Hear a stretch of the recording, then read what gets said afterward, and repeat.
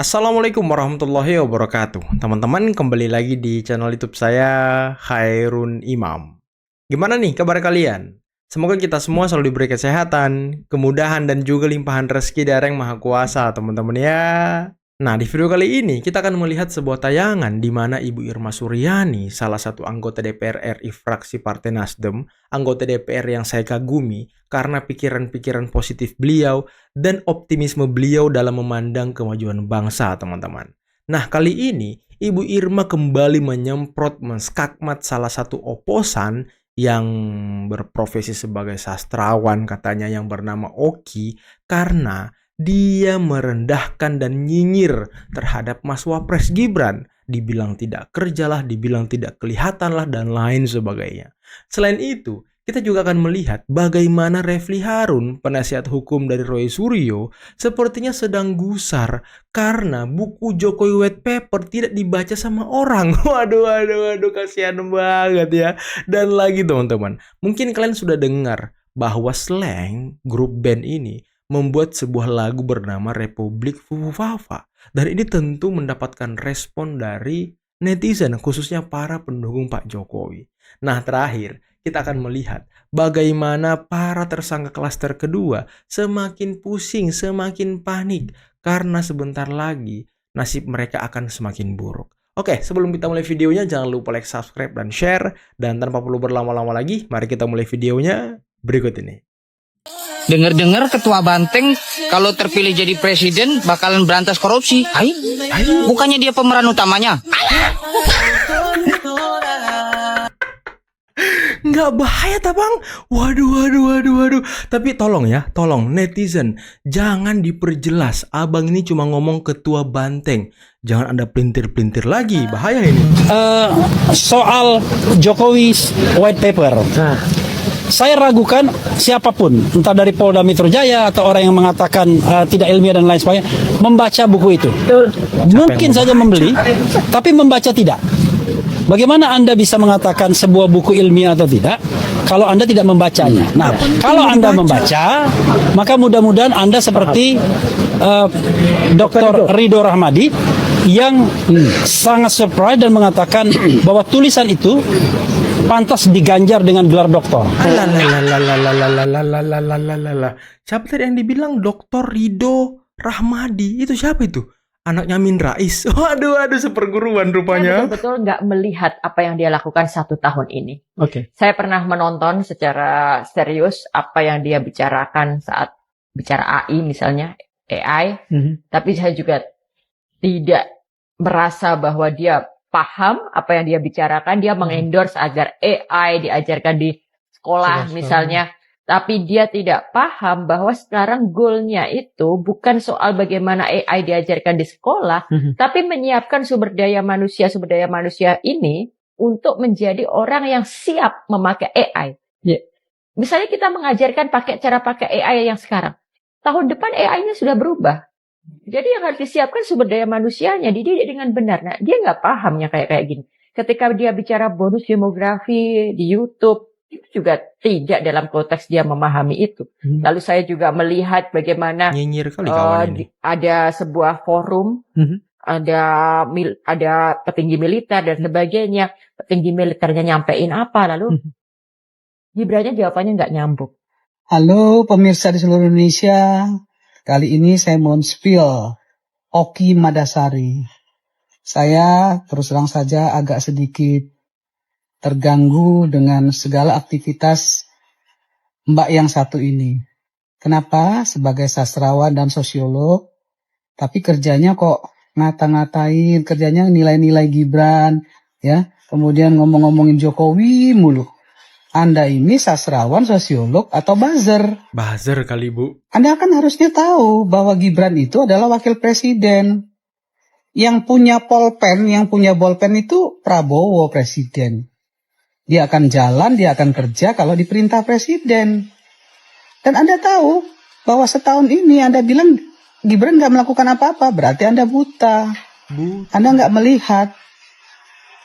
Salah satu yang besar adalah ketika dia mewakili Prabowo di KTT 20 Afrika. Betul. Anda tahu nggak itu? bagaimana dia bicara sangat bagus. Sebelumnya, Anda juga nggak tahu kalau dia selalu belusukan kemana-mana. Datang ke berbagai daerah. Anda lihat dong dengan mata. Ya, jangan lihat hanya dengan ketidaksukaan saja. Anda seorang sastrawan, sosiolog. Anda harusnya tidak menjadi, mohon maaf ya, saya menilainya Anda sebagai buzzer. Oke. Saya lihat di mana-mana Anda selalu jelek-jelekin Gibran. Ya, seolah-olah dia anak SD yang nggak tahu apa-apa. Anda harus paham loh. Dia pernah jadi wali kota. Berhasil lagi. Dan kalau Anda ingin menyalahkan, ya salahkan Pak Prabowo yang mengajak dia untuk mendampingi Pak Prabowo. Berarti Pak Prabowo kan tahu kapasitas Gibran. Kalau nggak tahu kapasitas Gibran, tentu Pak Prabowo nggak akan ambil Gibran sebagai wakil. Betul banget, Bu. Jadi Anda ini sebenarnya buzzer atau apa gitu. Di mana-mana saya selalu lihat Anda menjelek-jelekkan keluarga ini. Oki Madasari, ya. Anda sudah melakukan apa untuk negeri ini? Nyinyir, Bu. Apa sih yang Anda buat untuk negeri ini? Jasa apa yang udah Anda lakukan untuk rakyat Indonesia? Kata-katain Gibran. Setidaknya Bu. Gibran, dia pernah jadi wali kota. Berbuat untuk rakyat Solo. Nah sekarang, dia adalah wakil presiden. Dia juga berbuat. Dia pergi ke seluruh pelosok tanah air. Menjalankan Belanja fungsi masalah. dan tugasnya sebagai wakil presiden. Jangan mentang-mentang Anda seorang sastrawan, ya sosiolog. Anda merasa lebih pintar dari dia. Nggak bisa begitu juga, Oki. Ya, Tuhan memberikan seseorang rezeki itu karena Tuhan tahu. Karena Tuhan tahu apa yang harus diberikannya ke orang ini gitu. Jadi kalau Anda ya selalu bicara negatif terhadap Gibran, saya kira Anda harus ngaca dulu deh. Ngaca Ya, dulu. Anda nggak ada papanya juga kalau menurut saya dibandingkan Gibran. Karena capaian Anda jauh di bawah Gibran. Banget. Jadi Mbak Oki sekali lagi saya ingin sampaikan mohon maaf ya, bicaralah sebagai seorang sastrawan, seorang sosiolog. Bicara AI, ya jelas aja dia kan anak muda. AI memang selalu berubah. Tapi yang menyiapkan sumber daya manusia itu adalah negara, bukan cuma Gibran yang bertanggung jawab. Betul. Ada Menteri Tenaga Kerja, ada Menteri Pendidikan, Betul. ada Presiden, Kominfo juga. ada Menteri Tenaga Kerja. Kok semuanya Anda serahkan sama Gibran? Anda seorang sastrawan, sosiolog atau apa? Masa gitu aja nggak ngerti? Ya, masa semuanya diserahkan sama wakil presiden? Wakil presiden itu sekali lagi saya bilang kerja atas dasar perintah presiden. Begitu loh. Jangan kemudian seolah-olah bahwa Gibran nggak ngerti apa-apa, setahun ini nggak melakukan apa-apa. Anda nggak lihat. Ya, bangsa Indonesia lihat, saya lihat apa yang dia lakukan. Lebih dari cukup sebagai wakil presiden. Lebih dari cukup. Soal dia muda, ya itu rezeki dia. Betul. Allah yang menentukan, Tuhan yang Maha Kuasa yang menentukan. Kenapa Anda jadi julid? Saya kira Anda harus lebih bijak, Oki. Ya, sebagai sastrawan, sebagai sosiolog, Anda harusnya lebih bijak. Ya, kalau Anda merasa lebih pinter, Anda tentu sudah berada jauh di atas dia. Itu. Jadi jangan juga kemudian kerja Anda kesana kemari hanya sekedar nyinyir kepada keluarga Jokowi, kepada Gibran terutama. Nggak pantas, ya. Nggak pantas karena Anda menurut saya juga nggak lebih baik dari Gibran. Wah, keren. Gibran malah jauh lebih baik dari Anda. Kenapa? Karena capaiannya adalah sebagai wakil presiden. Oke. Salam keindonesiaan. Salam keindonesiaan. Waduh, keren banget Ibu Irma ya. Susah Bu, karena orang-orang ini hanya melihat Mas Wapres Gibran bekerja ya. Hanya mencari-cari celah kesalahan yang bisa dikritik, yang bisa dinyinyirin. Ya kalau ada kerjaan Mas Gibran yang bagus, dia tutup mata gitu. Aduh, nggak lihat, silau. Kayak gitu Bu. Kalau Gibran bersinar, mereka kesilauan. Makanya agak susah Bu melihat cahaya dari seorang wapres yang muda, energik, dan punya wawasan yang luar biasa. Walaupun banyak orang yang bilang cuma pelangak-pelongo. Waduh. Daripada banyak bicara, jago ngomong, tapi nggak bisa kerja ya kan. Waduh. Gimana tuh teman-teman? Gimana tuh? Coba kalian komen di bawah ya. Ciptakan lagu yang judulnya Republik Fufu Fafa. Pertanyaan saya gini, itu lagu isinya tentang kritik pemerintahan atau kritik karena nggak dapat jabatan? Loh. Soalnya kemarin kan ada yang dapat jabatan 10 tahun, diem. Oh diam. Oke. Sekarang nggak dapat jabatan, menggonggong. Jangan Dan bilang kritik gitu. lewat karya seni itu emang bagus, tapi kritik pas nganggur itu kebetulan atau kebiasaan. Kritik pas nganggur ya kan. Soalnya udah banyak contohnya, pas mereka dapat jabatan, mereka diem, giliran nganggur, gonggong. Hey. Dan contohnya kita sebut inisialnya aja ya, inisialnya Anies.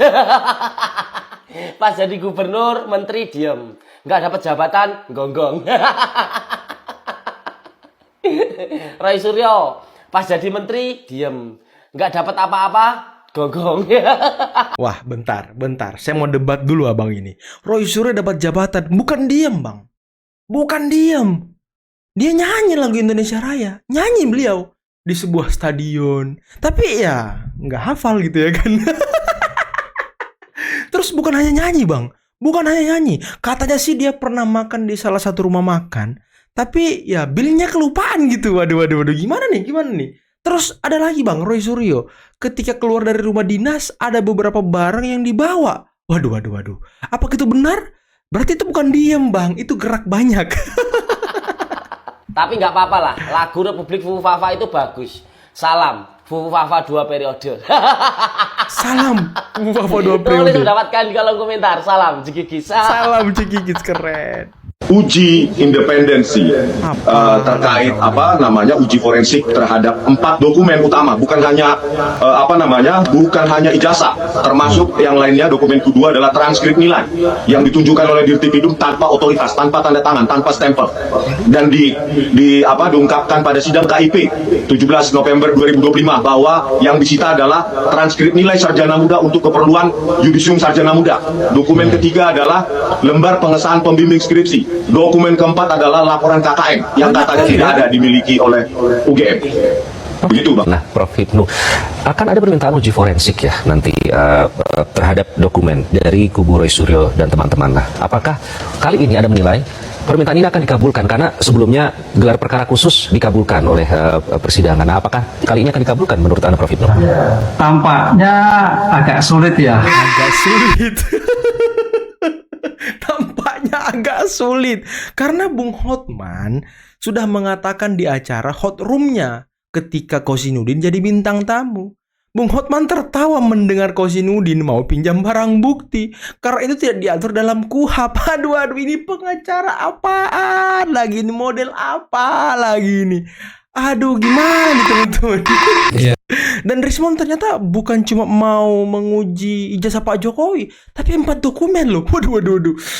Enak kali kawan ini ya kan, pinjam-pinjam barang bukti. Emangnya ini apa gitu, barang bukti ini harus steril sampai pengadilan. Nanti di pengadilan baru kau minta diuji gitu. Aduh, ini kawan-kawan ini gimana sih teman-teman? Kalau menurut saya memang tidak sepantasnya begitu. Tapi itulah Megawati. Tapi yang lucunya Om, ini kan oke lah soal Jokowi tadi Gibran sehingga udah bangun bersama, kemudian terakhir ditelikung. Ya 2 tambah 2 5. Sakit hati, oke lah kita bisa pahami. Tapi kenapa Bu Mega nggak sakit hati sama Pak Prabowo? Yang usernya, yang maksudnya yang presidennya Gibran. Kalau harusnya Pak Prabowo juga terlibat dalam sebuah skenario seperti ini. Dan dulu juga kalau ingat batu tulis ya Pak Prabowo yang dirugikan kan. Betul. Saya kan dukung Pak Prabowo kan? 2014. Kenapa Bu Mega nggak punya perasaan yang sama terhadap Pak Prabowo yang ibaratnya usernya Gibran? Nah, sebelum kita dengar jawaban beliau, saya kasih tambahan pertanyaan. Dan lagi, Pak Prabowo 5 kali bolak-balik kepada Pak Jokowi minta agar Gibran menjadi calon wakil presidennya waktu itu. Dan itu dikatakan oleh Bapak Sufmi Dasko, Wakil Ketua DPR, Ketua Harian Partai Gerindra. Itu, dan Pak Prabowo juga pernah mengatakan bahwa beliau tidak akan maju jadi calon presiden kalau tidak ada dukungan dari Pak Jokowi, atau mungkin tidak ada support lah, atau tidak ada mungkin semacam dukungan moral kah dari Pak Jokowi. Nah itu gimana tuh? Makanya pertanyaan ini kan seharusnya lebih tepat ditanyakan langsung ke Mbak Mega. Saya hanya bisa menganalisa dari hal-hal yang saya pernah rasakan, kan? Sebenarnya bahwa itu kan pernah pernah waktu batu tulis tuh ya. Kan saya udah bilang waduh, ini lo kira nih, ini kontrak politik, saya bilang gitu. Lo kira ini kontrak dagang? Nah, dia tanya kan tanya gitu. Saya kok yang bilang sama dia, saya bilang ini lu udah nggak mungkin gitu kan. Saya, Mas Eros, saya ini sudah lihat nih, sudah tanda tangan kok gitu. Ini politik gitu. Itu Prabowo gitu, tanyanya Prabowo ya kan. Kalau kamu sempat wawancara tanya Mas Eros ngomong ini betul nggak gitu. Berarti Pak Prabowo percaya dengan itu dari awal berarti. Waktu batu tulis, iya percaya. Itu akan kejadian gitu. Iya. Sebagai komitmen gentleman agreement. Iya. Jadi dianggapnya itu kayak Lord Sepana di Inggris gitu. Yang bisa tanda tangan apa ada itu enggak lah, saya bilang gitu. Dan ternyata Lord mana? Nah ternyata begitu ya. Jadi hal yang sebetulnya ini apa sih? Jadi maksudnya artinya kalau saya lihat ada karma berputar gitu, ya udah, ya ini celakanya saya pengen nanya itu nantilah generasi si Puan ya sama si AHY ini ya, kalian yang bener lah gitu, yang dari peninggalan bapak-bapak kalian lupakan semua itu ya. Karma berputar itu maksudnya Bu Mega juga pernah dalam konteks melakukan pengkhianatan juga gitu Om. Sehingga dia juga dikhianati. Waduh, karma berputar teman-teman. Ibu Mega pernah mengkhianati perjanjian batu tulis yang waktu itu Pak Prabowo sangat optimis, sangat percaya, sangat yakin bahwa perjanjian itu akan dipegang teguh oleh Megawati. Ternyata tidak. Dan sekarang Megawati mungkin sedang mendulang apa yang sedang dia perbuat waktu itu teman-teman ya. Wow, bayangkan teman-teman, Pak Prabowo seyakin itu dengan perjanjian batu tulis yang dia tanda tangani sendiri, tapi dikhianati. Waduh, ya mungkin begitulah perasaan Megawati sekarang ya. Dan saya ingatkan lagi buat kalian yang nonton video ini, kawan kita, abang kita yang pertama tadi di video awal tadi, jangan kalian pelintir-pelintir. Abang itu cuma bilang banteng, ketua banteng kalau jadi presiden akan memberantas korupsi. Bukannya dia ketuanya. Nah itu cuma banteng ya, bukan yang lain. Jangan kalian pelintir. Sekali lagi jangan kalian pelintir teman-teman. Dan tadi Ibu Irma Suryani, waduh lagi-lagi sangat luar biasa. Membungkam, menskakmat, menyemprot Oki yang berprofesi sebagai sastrawan, sosiolog yang selalu setiap saat tampil di podcast nyinyir ke Gibran, nyinyir ke Pak Jokowi, nyinyir ke ya pokoknya keluarga Pak Jokowi lah. Ini emang entah ya, orang-orang kok sekarang target utamanya itu keluarga Pak Jokowi. Ada apa ini? Ada apa dengan keluarga Pak Jokowi? Apakah keluarga Pak Jokowi punya magnet yang sangat kuat sehingga kalian sulit untuk menjatuhkan, meruntuhkan magnet itu? Ya sampai-sampai cara-cara jelek, cara-cara busuk kalian lakukan gitu ya kan. Apalagi kalian setiap hari melihat rumah Pak Jokowi ramai, Pak Jokowi didatangi oleh masyarakat, bersuah foto, salaman. Mungkin kalian kepanasan dengan tayangan-tayangan itu ya kan. Ditambah lagi Mas Wapres Gibran diutus G20, belusukan sana sini. Mungkin ya kalian juga berpikir, apakah Mas Wapres Gibran akan mengambil suara rakyat dari Prabowo biar nanti dia bisa mencalonkan sebagai presiden. Waduh, salah kalian. Tadi sudah ditegaskan sama Ibu Irma, dan saya juga selalu katakan, Mas Wapres Gibran itu selalu bekerja atas arahan serta perintah dari Pak Prabowo. Nah, ini yang harus kalian pahami, biar kalian tidak pelintir-pelintir lagi, biar kalian tidak mempolitisasi isu lagi. Karena ya sepertinya isu-isu kalian terhadap Mas Wapres Gibran, terhadap Pak Jokowi ini semakin menipis. Apalagi Roy Suryo CS sebentar lagi bakal masuk BUI. Nah, kalau mereka masuk BUI, senjata apa lagi yang bisa kalian pergunakan untuk menyerang keluarga Pak Jokowi? Nggak ada lagi kan? Nah, itu makanya. Dan tadi, Refli Harun sangat gusar, sangat kesal. Nggak ada yang baca buku Jokowi White Paper. Aduh, Waduh, siapa yang mau baca buku yang isinya itu nggak ada artinya? Objek penelitiannya pun salah, keliru. Gimana mau dibilang itu penelitian? Sampai-sampai anak Amin Rais mengatakan orang yang menulis buku ini pantas diberi gelar doktor. Waduh. Udahlah, doktor bapak kau ya lah. Nah teman-teman, mungkin cukup sekian video kali ini. Jangan lupa like, subscribe, dan share videonya. Akhir kata, billahi taufiq wal hidayah. Assalamualaikum warahmatullahi wabarakatuh. Bye-bye.